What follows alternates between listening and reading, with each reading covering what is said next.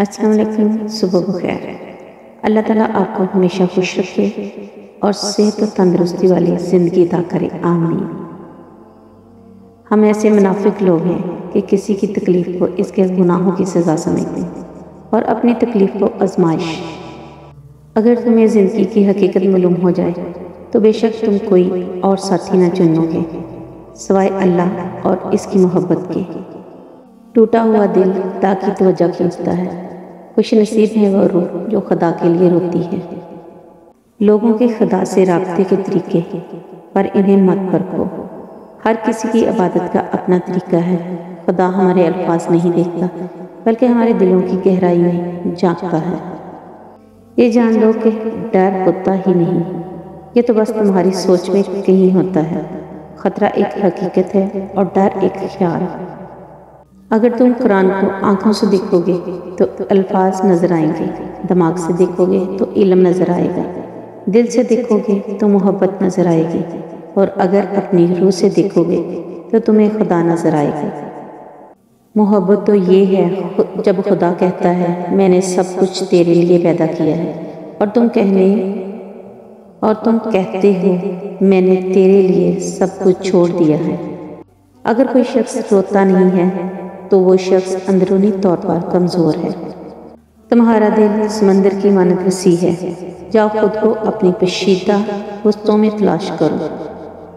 عبادتیں صرف جائے نماز پر ہی نہیں ہوتی بلکہ عبادتیں میٹھی زبان، دھیمے لہجے اور ہمدردانہ اور عاجزانہ رویوں سے بھی ہوتی ہیں۔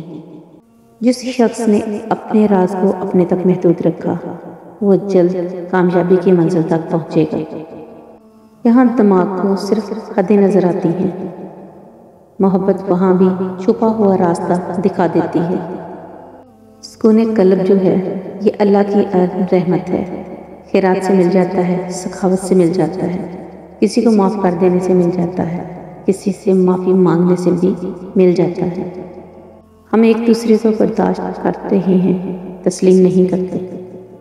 کچھ چیزیں بہت عرصے بعد بھی پلٹ کر شرمندہ کرنے آتی ہیں، خاص طور پر کسی کو دیا ہوا دھوکہ یا کوئی بولا ہوا جھوٹ۔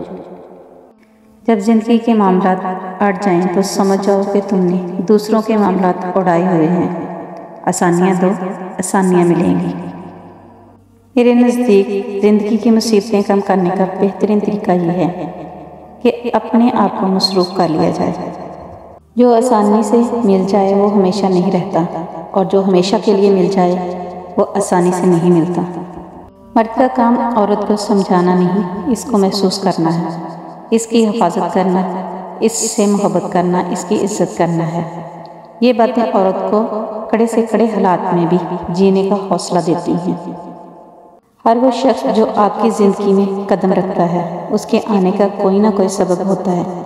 کچھ آپ کو محبت کرنا سکھا دیتے ہیں، کچھ لوگ محبت نبھانا سکھا دیتے ہیں، کچھ صبر کرنا سکھا دیتے ہیں، تو کچھ خواب دیکھنا، اور کچھ لوگ انہی خوابوں کو پورا کرنے کا حوصلہ دیتے ہیں۔